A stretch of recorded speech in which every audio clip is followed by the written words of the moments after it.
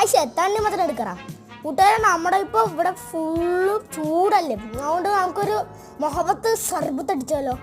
വെറും സർബത്തല്ല, മുഹബത്ത് സർബത്ത്. ഇതിനെ നമുക്ക് ആദ്യം തണ്ണിമത്തൻ ആദ്യം നമ്മൾ എടുത്തിട്ട് 4 ആക്കി മുറിക്കണം കേട്ടോ.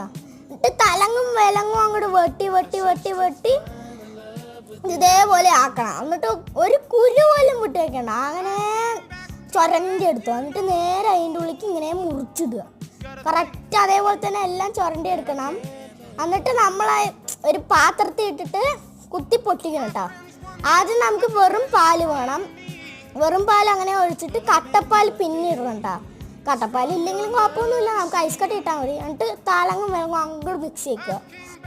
എന്നിട്ട് പഞ്ചസാര ഇടുക. എന്നിട്ട് പിന്നെയും മിക്സ് ആക്കുക.